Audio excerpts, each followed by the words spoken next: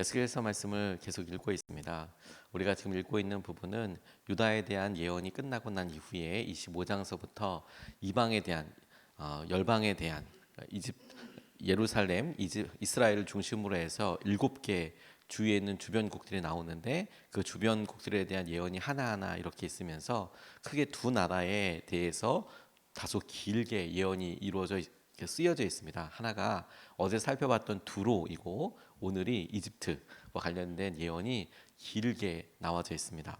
두로는 사단의 모습을 정체를 드러내는 그런 본문이라면 이집트는 이스라엘 백성들이 의지하고 따랐던 그 실상을 보여주면서 그것이 우상의 진배 아니다. 그리고 하나님께서 우리를 지켜주시고 보호하시는 하나님의 관점에서는 이건 우상과 똑같고 잘못된 어떤 마음을 표현하는 그런 나라로서 하나님을 대신하는 의지하는 그런 나라로서 아주 그것에 대한 분노를 갖고 있었던 나라인데 그 나라의 어떠함을 통해서 어떻게 되는 것을 통해서 예언을 통해서 이스라엘을 돌이키시려고 하는 그런 하나님의 커다란 그림이 보입니다. 에스겔에게 있어서 하나님께서 보여주신 이 말씀을 통해 이스라엘이 무엇을 잡기를 원하는지 그리고 다시 회복된 이스라엘이 어디에 관심을 갖기를 원하시는지 하나님이죠, 하나님. 그것에 대해서 이집트라는 구체적인 나라를 통해 다시 한번 도전하시는 그런 말씀입니다. 이 이집트에 대한 말씀을 살펴볼 때에 배경이 중요하다고 싶습니다. 당시 아시리아 성경에는 아수르라고 나와 있고 세번역 성경에는 아시리아라고 나와 있는 강대국이 있었고 이 아시리아가 북이스라엘을 멸망시켰던 나라입니다. 그리고 이 북이스라엘이 멸망할 때의 왕이 북이스라엘의 왕은 호세아였고 남유다의 왕은 그 유명한 히스기야였어요. 그래서 히스기야 왕 때 아시리아가 쳐들어와서 겪었던 여러 일들을 통해 이사야가 뭐라고 이야기하냐면 북이스라엘이 교보제다. 북이스라엘이 망하는 걸 보고 남유다 너희들은 깨어라. 하나님을 의지해야 한다. 뭐 이렇게 이야기했던 부분들이 많이 나왔습니다. 그런데 결국에는 북이스라엘이 멸망했어요. 그리고 남유다도 북이스라엘과 비슷한 절차를 이렇게 밟아갑니다. 그리고 이 동아시아가 다시 한번 급변하게 되는데 이스라엘로 보면은 북쪽에 그리고 전체적인 지리학적으로 보았을 때에는 아시리아와 바벨로니아가 연결되고 소아시아와 연결되는 이런 부분에 고속도로 역할을 하던 그런 큰 길이 있는데 실제로 고속도로가 있었던 것이 아니고 지형상으로 이동할 수 있는 큰 길이 있었는데 거기에 중요한 도시 하나가 갈그미스라는 곳이 있었습니다. 그리고 그 갈그미스를 두고 아시리아와 바벨론이 어려움을 서로 전쟁을 하게 됩니다. 거기가 지형학적으로 중요했거든요. 하지만 아시리아는 쇠락의 길을 겪고 있었고 바벨로니아는 점점 더 강대한 힘을 뻗쳐나가고 있을 때였습니다. 아시리아가 얼마 남지 않았겠다 싶은 그 즈음에 609년경에 이집트의 느고라는 왕이 올라와서 그곳을 점령해 버립니다. 그러니까 이스라엘을 통과하다시피 해서 쭉 올라와서 갈그미스라는 곳을 점령해 버려요. 하지만 오래 가지는 못합니다. 바벨로니아가 다시 그냥 뺏어 버리거든요. 그곳을 점령하자마자 오래 그것을 갖고 있지 못하고 아시리아로부터 뺏었지만 바로 그 이야기를 듣고 바벨로니아가 그 성을 다시 재점령해 버립니다.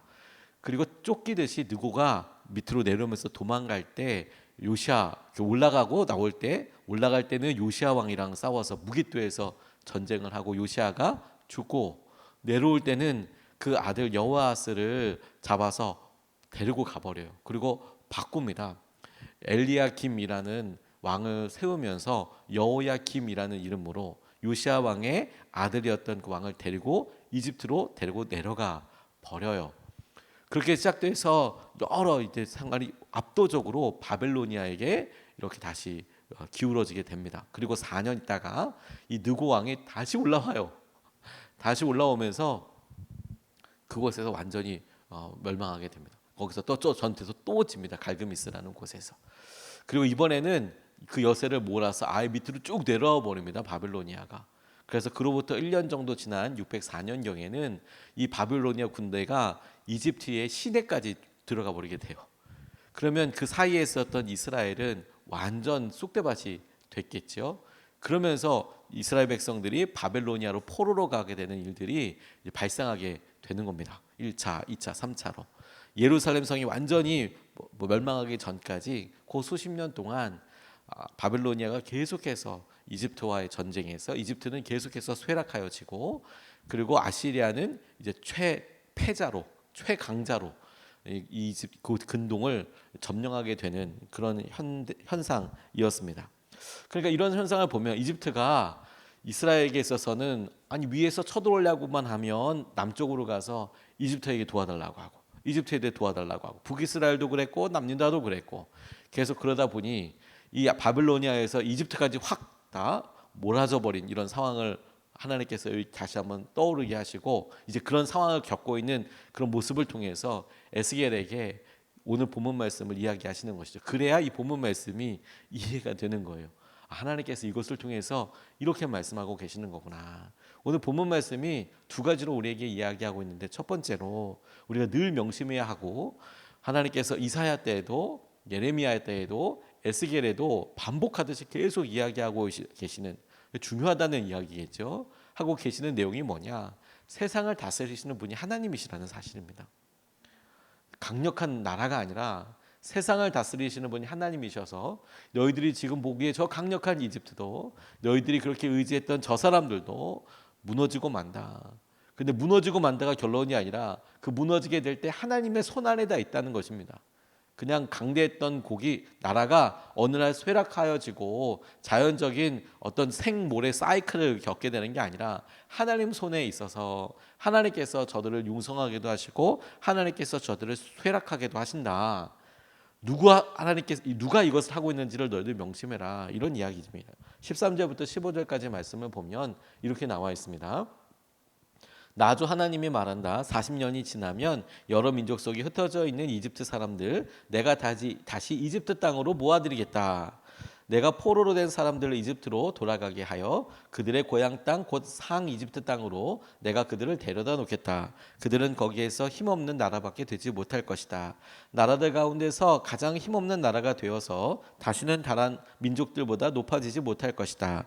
내가 그들을 작게 만들어서 그들이 다른 백성들을 다스릴 수 없게 하겠다라고 나와 있습니다. 아시리아 이후 그리고 바벨로니아로부터 이어지게 되는 여러 일들로 인하여서 이집트가 쇠락하였다. 어떤 역사를 볼 때 이렇게 생각하는 사람도 있겠지만, 하나님은 뭐라고 말씀하시냐면 하나님이 그 일을 하셨다라고 말씀하시는 거예요. 그리고 하나님께서 그런 일을 하실 때 이미 멸망해서 이미 전 세계로 흩어져 버린, 포로로든 전쟁의 여파로든 흩어져 버린 이집트 사람들을 다시 회복하겠다. 40년이다. 그런데 하나님께서 나 주가 이런 모든 일을 이루겠다라고 하나님께서 이루고 계시는 거예요. 그리고 이집트가 다시 뭐 이렇게 큰 나라와 이렇게 되기보다 고만고만한 나라가 돼서 이제는 힘 못 쓰는 나라가 될 거다. 이렇게 구체적으로 말씀하고 계십니다. 하나님과 이스라엘에게 있어서 이집트는 뗄래야 뗄 수 없는 관계라고도 싶습니다. 왜냐하면 이스라엘 백성들이 야곱 이스라엘이 이제 지파 민족이 될 때까지 이집트를 인큐베이터처럼 사용하셨다는 느낌도 있거든요. 왜냐하면 요셉이 먼저 갔고 요셉이 아버지를 부르고 형제들을 부르고 그곳에서 430년 동안 그렇게 큰 민족을 이루면서 나오게 되었을 때 마치 인큐베이터 같고 보호하는 장치였던 곳이 이집트여서 출애굽, 출이집트 하게 되지 않습니까? 근데 그런 역할을 하면서도 동시에 죄의 동산이고 아무튼 나쁘고 그런 악한 것들은 다 이집트에서 배워오고, 그리고 출애굽한 이후에도 뭔 일만 있으면 뻑하면 다시 돌아가자. 이렇게 이상한 일 있으면 또 뻑 돌아가자. 계속 이런 이야기가 나왔던 곳이 또 이집트. 또 세상과 죄의 상징으로 표현되는 곳이 또 이스라엘에게 있어서는 이집트. 근데 그럼에도 불구하고 어려운 일 있을 때마다 도움을 요청하는 것도 이집트. 이런 애증의 곳이었어요. 하나님 보시기에는 잠시 사용했을 뿐인데 그것을 경험했던 그 일을 통해 사람들은 계속해서 이집트 이렇게 생각하고 있으니 진짜 답답할 노릇이죠. 손가락으로 이렇게 가르쳐서 별을 보라고 이야기했는데 별을 보는 게 아니라 손가락만 보고 계속 이렇게 있으니 이게 정말 안타까운 일이라고 싶습니다. 그런데 여러분, 이렇게 말씀을 보면서 저는 이런 생각이 들었어요. 우리 모두에게도 각각의 이집트가 있지 않을까? 하나님께서 우리에게 우리를 그만한 위치에 있게 하거나 그런 삶을 살게 하시기 위해서 사용하시고 통로 삼아 혹은 인큐베이터 삼아 보호막 삼아서 사용하시는 사람, 사용하시는 직위 혹은 직책 혹은 뭐 어떤 자리가 분명히 있겠다고 싶어요. 이집트처럼 사용하시는 거죠. 그런데 어느 순간에 여러분 우리가 그거 없으면 죽을 것 같고 그거 놓치면 그 사람이랑 헤어지면 혹은 이런 관계가 끊어지면 마치 실패한 사람 같고 이렇게 되는 경우들이 있겠구나. 이집트가 저 멀리 있는 게 아니라 오히려 우리 주위에 가만히 보니 너무도 자연스럽고 우리의 일상적에 많이 경험했고 심지어 오래전부터 알고 혹은 관계를 맺어왔어서 하나님께 의지하고 구하기보다 너무도 자연스럽게 그리로 우리가 충고의 말을 귀를 기울이고 그것은 어떻게 생각할지 그분은 어떻게 생각할지 혹은 그렇게 어떻게 보일지에 대해서 우리가 생각하는 각 사람의 이집트가 우리에게 있겠구나. 주님께서 이런 질문을 우리에게 오늘 기도하게 하신다고 싶어요. 그리고 우리에게 발견되는 그 이집트를 오늘 본문 말씀에 적용해서 보라라고 말씀하시는 것 같습니다. 세상을 다스리시는 분이 하나님이십니다 라는 말은 우리의 일상에서 만나는 이집트 같은 사람이든 뭐 직이든 뭐든 하나님이 다스리고 계신다는 사실 잊지 말아라. 세상을 다스리시는 분은 하나님이시다. 우리의 삶을 주관하시고 주장하시는 분은 하나님이시다 라는 것이죠. 의외로 여러분 우리는 보이는 것에서 만족감을 찾기가 쉽습니다. 그래서 유력한 어떤 사람으로부터 받은 인정이 우리에게 참 위안도 되고 혹은 그걸로 인해서 안정감을 누리기도 합니다. 근데 아이러니하게도 그런 인정이 사라지게 되면 크게 뭐 버림받은 것 같은 그런 모습으로 살거나 이렇게 이야기하지요. 사람들 사이에 이렇게 만났을 때 여러분 우리가 했던 말들이 사람들이 다 귀 기울이고 그렇게 하는 때가 있어요. 그런데 어느 순간에 내게 더 이상 물어봐 주지 않고 내가 소외당하는 것 같으면 그게 이상하게 내가 왕따 당하는 것 같고 내가 실패한 것 같고 나랑 저 사람은 누군가가 이간질하는 것 같고 이런 생각이 막 들어요. 그게 여러분 이집트라니까요. 크게 되어 보이지 않고 그렇더라도 그게 이집트인 거예요. 근데 하나님께서 그런 작아 보이고 소소한 일들을 다 다스리실 거다. 그러니까 이집트가 그렇게 강대국이었지만 더 강한 나라로부터 망하고 회복도 되겠지만 그 회복되는 그 모습이 다시 강대국이 되는 게 아니라 고만고만한 나라가 될 거다. 그런데 그런 모든 결과와 과정들에 누가 하는지를 잘 봐라. 하나님이 그 일을 이루시는 거다. 우리의 오늘 하루가 여러분 심지어 우리가 의지하는 이집트도 하나님의 손 안에 있는 거예요. 오늘 그 하나님을 의지하고 주님을 바라볼 수 있으면 좋겠습니다. 두 번째로 오늘 본문 말씀에서 이야기하시는 것은 이집트의 약함을 보고 너희들이 깨닫게 될 거라는 거예요. 그와 같은 일들을 하나님께서 이집트에 대해서 자세하게 설명하신 이유가 뭐냐면 그냥 망한다. 그냥 망하는 게 정도에서 그냥 망했구나가 아니라 망하고 이렇게 되고 이렇게 돼서 이런 그저 그런 나라가 될 거다. 그런데 이렇게 여러 번 우연이 아니라 이렇게 되고 저렇게 되고 이렇게 가게 되는 모습을 통해서 이 일을 누가 하고 있다고? 하나님이 하고 있는 것을 통해서 너희들이 뭘 깨달았게 될 거냐면 너희가 내가 하나님인 걸 알게 될 거다. 이 모든 일이 내가 하고 있다는 것을 깊이 알게 될 거다. 16절 말씀이 이렇게 이야기하고 있습니다.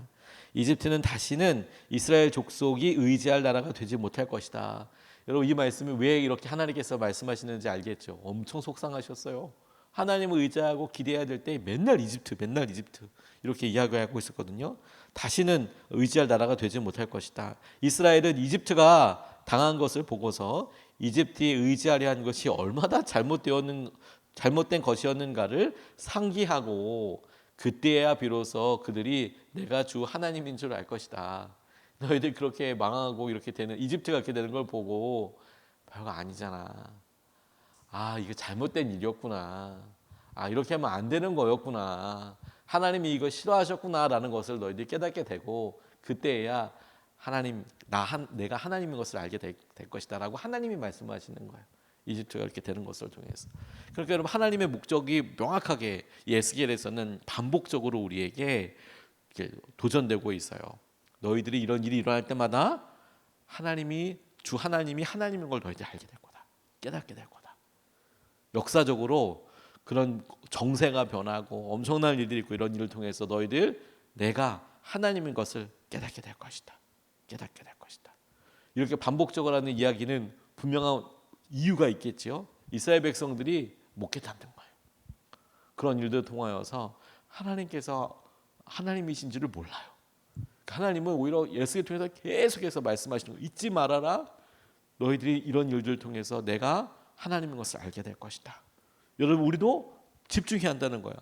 이게 에스겔이 반복해서 계속 이야기하고 이런 여러 일들이, 역사적인 큰 변화들이 계속 생기면서 아주 불안정한 시대를 살고 있는데, 이 불안정한 시대에서 하나님께서 우리에게 깨닫게 하시고 보여주시고자 하시는 것이 무엇이냐면, 하나님을 의지하고, 하나님을 의지하는 사람을 하나님께서 어떻게 하시고 너희들이 의지했던 것을 어떻게 바뀌게 되는지를 보고, 주님이 하나님이 하나님이신 것을 너희들이 깨닫고 하나님을 의지해라라는 거예요. 지혜로운 사람은 여러분, 이런 일련의 일들을 보고 하나님의 말씀을 깨닫고 찾게 될 것입니다. 그런데 안타깝게도 많은 사람들은 여전히 다른 이집트를 찾아요. 이집트가 멸망하는 걸 보고 또 다른 이집트 비스무리한 것을 찾죠. 그래서 아시리아에 붙었다가 바빌로니아에 붙었다가 이후에 이제 페르시아, 바사라고 불리는 나라에 또 붙었다가 이렇게 막 계속 해서 자꾸 이렇게 옮기지요. 근데 하나님이 그런 것들을 부수고 쇠락하게 하고 변호시키고 이렇게 하면서 넌 내가 하나님인 줄 깨닫게 될 거야. 하나님인 걸 깨닫게 될 거야. 그리고 여러분, 이것은 요즘 우리에게, 오늘 사는 우리에게 이렇게 적용되겠다고 싶습니다. 이것은 우리가 어려운 상황이고 우리 스스로 해결할 수 없는 방법이 없다고 생각될 때 더욱 분명하게 하나님께서 당신의 마음을 보여주시는 부분이라고 싶어요. 우리 앞에 아시리아도, 이집트도, 혹은 시대가 좀 더 지난 다음에 바빌로니아도 당장 우리를 이렇게 압제하고 우리를 죽일 것 같아서 그렇게 하던 사람들도 무너지고 넘어지는 것을 보고 하나님께서 이래도 모르겠냐? 이래도 모르겠냐? 모든 것을 통해서 하나님인 줄 알게 될 것을 하나님께서 우리에게 도전하고 계신다라고 싶습니다. 제가 이런 것을 생각해 보며 우리나라 혹은 우리의 삶을 통해서 가장 비슷하게 경험되는 것들은 무엇일까 질문해 보다가 너무도 마음속에 분명하게 일본과의 관계가 생각나게 되었습니다. 우리에게는 이집트 같은 나라가 일본이 있다고 생각하게 됐어요. 지금 일본이 강대국이 아니다 이렇게 얘기할 수는 없지만, 우리가 일제에 의해서 강제로 병합되었을 때, 그리고 일제로부터 겪었던 여러 고초들을 생각하고 우리나라가 어떻게 대우받고 어땠고, 그리고 그때 우리가 믿음 생활을 했던 것들이 얼마나 커다란 핍박 가운데 있었는지를 떠올려 보는 것이죠. 그러니까 우리에게는 이집트 같은 애증인 거예요. 그러면서 우리가 당하고 압제도 당하고 출애굽하듯이 우리나라는 일본으로부터 나오기 위해서 그렇게 막 노력을 많이 하고 그렇게 나왔죠. 그리고 어느 순간이 되었을 때 전쟁도 일어나고 그 전쟁에 있어서 일본이 지고, 그리고 우리나라 광복도 되었습니다. 그리고 광복이 되어서 하나님께서 우리를 쭉 이끌어 가시다가 우리나라 너무 안타까운 전쟁을 경험하게 됐어요. 남한과 북한이 싸우게 되는 말도 안 되는 6.25라는 말도 안 되는 진짜 아픈 민족의 상처를 가지고 있죠. 그리고 전쟁이 일어났어요. 많은 사람들이 죽었습니다. 그렇지만 그렇게 끝나지 않고 경제적으로 계속 발전하기도 했고, 그러면서 또 안타까운 면은 분단되어 있는 이 상황에서 북한은 또 어려운 삶을 계속 살아요. 그리고 계속 뜨겁게 기도하는, 해야만 하는, 하나 되는 그 날을 위해서 계속 우리가 준비해야 하는 그런 모습을 살고 있죠. 근데 여러분, 지금 우리가 여기서 기억해야 될 게 있어요. 이거 누가 한 거라고요? 누구의 손에 있는 거라고요? 하나님 손에 있는 거라고요. 하나님께서 우리나라를 보호하시고 선택하시고 지켜주셔서 그런 어려움으로부터 구원하여 주시고, 하지만 우리에게 있어서 하나님 분명히 이런 어려움이고 아픔이고 상처이지만, 하나님이 그런 전쟁을 통하여서 이 땅 가운데 하나님, 우리는 다 설명할 수 없고 다 할 수 없는 일들을 통해서 고통이지만 하나님 분명히 우리 가운데 함께하고 계시고, 그러면서 우리에게 계속 깨닫게 하시는 것이죠. 세상을 이끄시는 분이 하나님이시다. 하나님을 의지해라. 하나님을 의지해라. 너희들이 잘 될 때에도, 너희들이 그럴 때에도. 이제 우리가 2024년도를 살아가면서 전쟁이 일어났고 끝난 지는 70년이 훨씬 넘었고, 우리나라가 해방된 지도 그렇게 훨씬 넘었고, 일제 시대를 경험했던 것은 이제 100년도 넘었지만, 그리고 지금 우리의 삶이 어느 정도 안정되고 좋은 것 같아 보이니까 잊기 쉬운데, 하나님의 손 안에 있다. 우리나라가, 너희들의 삶도 하나님의 손 안에 있다. 우리가 여러분 오늘 이 사실을 가만히 붙잡고 오늘의 감사 제목을 찾을 뿐만 아니라 우리의 삶의 방향에 대하여 하나님 우리를 붙잡으시고 이끌어오시는 그것을 믿음으로 굳건히 취하고 의지할 수 있으면 좋겠습니다. 오늘 두 가지 말씀을 같이 나눴습니다. 첫 번째, 세상을 다스리시는 분이 하나님이십니다. 이집트가 아닙니다, 여러분. 여러분들, 우리가 힘들어하는 그 사람이 아닙니다. 이집트를 우리가 그렇게 막 의지할 게 아닙니다. 하나님을 의지해야 하는 것입니다. 두 번째, 이집트의 연약함을 보고 너희들 하나님을 더 의지하게 될 것이다. 그걸 의지했던 게 얼마나 잘못된 일인지 알게 될 날이 올 거고, 그리고 그것을 통해서 나 주가 하나님이신 것을, 하나님인 걸 너희들이 알게 될 것이다. 우리가 믿음으로 이것을 취합니다. 하나님 의지합니다. 우리가 이것을 붙잡고 두 번 나눠서 같이 기도하겠습니다. 첫 번째로, 하나님, 이 세상을 다스리시는 하나님의 능력을 믿습니다. 다시 오실 때까지 하나님을 믿고 따르게 해 주십시오. 하나님, 이집트가 아니라 하나님을 믿고 따르게 하여 주십시오. 하나님, 우리 삶의 이집트를 깨닫게 해주시고, 하나님이 보시기에 야, 그것이 참으로 네가 이집트를 지금 의지하고 있는 것과 똑같구나. 우리의 어떤 명성, 가진 것, 관계, 인정, 이집트를 잘 봐라. 다시 오실 때까지 하나님을 믿고 따르게 하여 주십시오. 우리가 첫 번째로 같이 함께 기도하시겠습니다.